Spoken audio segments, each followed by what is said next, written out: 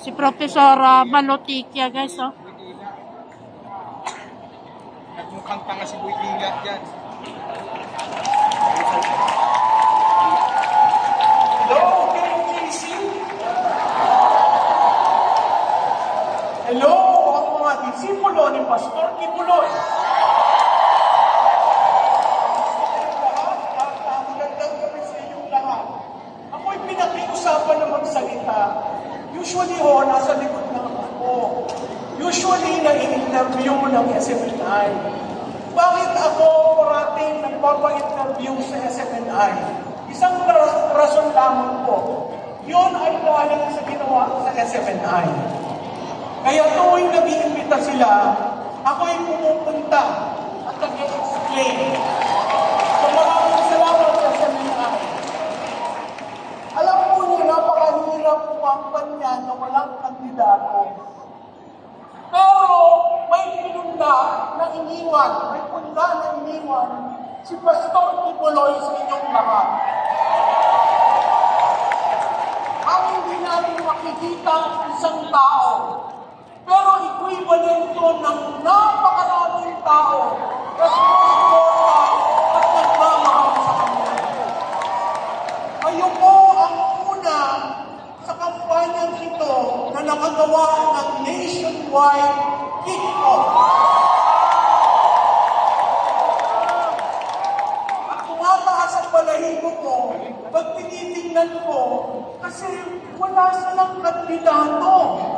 Hindi nila kasama si Pastor Kibuloy. Pero nagawa niyo ng nationwide. So sa mga nanonood, kung gaano katibay ng KOJC at ng mga kasapit ni Pastor Kibuloy, ito na po yun. Nakikita niyo kung gaano silang kalakas. At nararamdaman ng buong Pilipinas na pinaglalaban natin ang kausa ni Pastor Kibuloy. So nung ako'y ninapitan para magsalita, sabi ko, hindi naman niyo ako ini-interview. Ano naman sasabihin ko dito? Diba? Ako po'y sanay sa kampanya, ako po'y madalas nasa likod. Pero nagkausap kami ni Pastor Kibuloy at naalala ko at nalaman ko, bakit ka sir tumakbo? Ang sabi niya sa akin, ginulo nila ang buhay ko. Ginulo nila ang ministro ko. Ngayon, guguluhan ko sila.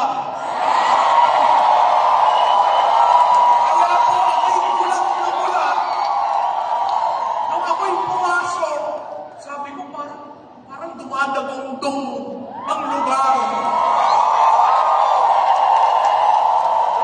Sa tingin ko po, ito ang kick-off na napakaingay, napakalakas, ng energy. At sana po, sa darating na 90 days, patuloy po tayong magpalakas. Patuloy po tayong ipaglaban ang ating kandidato na kinulong nila at hindi nakasama sa atin. Tatandaan po nyo sa kampanya, ang gusto ng taong bayan, bago. Ang gusto ng taong bayan, hindi yung recycle. Ang gusto ng taong bayan, hindi yung nahagal ka na noon, wala ka na kung ginawa. Yes! So ano ang hudyat ng panahon? Ang hudyat ng panahon ay bagong muka at bagong pangalan. Kaya kahit wala si Pastor Kibuloy, hindi natin makakasama sa 90 days.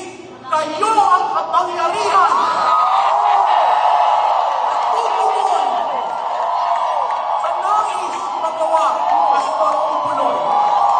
Dalhin po natin si Pastor Kibuloy sa Senado. Maraming salamat po. Maraming salamat, Professor Malotikia.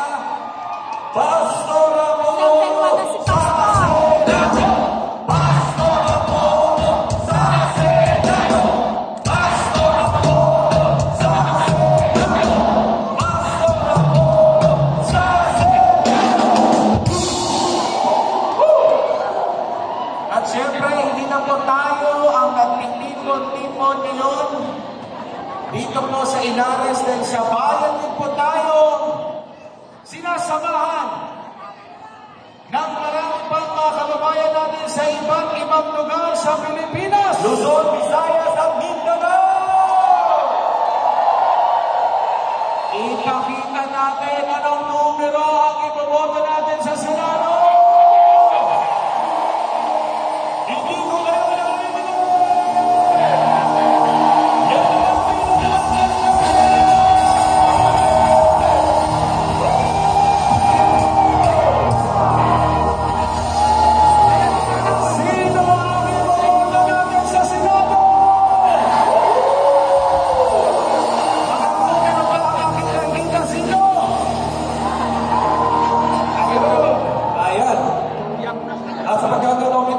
kayo i-acknowledge natin ang ating mga kababayan na simultaneously nationwide po nagsama sa ating live. Meron silang kanya-kanyang mga network doon. Yes. At napapanood tayo kung ano yung ginaganap natin dito. Unahin muna natin sa pag-recognize yung mga kababayan natin dyan sa Bicol Region, sa Sorsogon! Barangay Colambis Chief, Kasiguran, Sorsogon! Sa bayan din tayong pinapanood at sinasamahan dyan po sa Central Luzon, sa Pampanga. Dyan po sa Simbagan San Fernando, Pampanga. Sa mga Ilonggo, Diasa Iloilo, San Miguel, Iloilo City. O Diasa Mindanao, lugar sa mga Tiyada, Cagayan de Oro City. Barangay Kamanantin, Cagayan de Oro. Pati yung saan? Pati mga taga-Leyte nanonood sa atin. Taga-Oro. Sinasabayan din tayo diha sa Coronadal. South Cotabato naman yan. At dyan din pala sa Visayas City. Sa Visayas City. Bacolod City sa Visayas. Bacolod. Di po magpaulahi ang ato mga kaitsunan mga Bisaya diha sa Tagum City. Hindi magpapahuli diha sa Davao City sa